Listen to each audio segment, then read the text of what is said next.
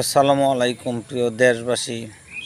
তো আমার fan follower বন্ধুরা সকলকে জানাচ্ছি ঈদুল আজহার শুভেচ্ছা ও অভিনন্দন। দু একটি কথা বলবো, আপনারা আশা করি আমার সাথে একমত হবেন। আমাদের দেশের মানুষের যে রুচির এত দুর্ভিক্ষ হয়েছে, এটা আগে জানা ছিল না। আল্লাহ পাক এই দেশের মানুষকে ভাবতাম সুচিন্ত এবং তীক্ষ্ণতার অধিকারী। মেট্রো রেলের মতো একটি নান্দনিক জায়গার মধ্যে পশুর হাট বসিয়ে নোংরা করেছে।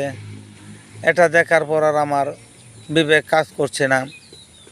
সরকার বলছে অনুমোদন দেয়নি, মন্ত্রী বলছে এটা স্থানীয় নেতারা বসিয়ে ফেলেছে, এক মন্ত্রী বলছে যে বৃষ্টির কারণে এনে হঠাৎ করে গরুর ব্যাপারীরা গরু নামাইয়েছে।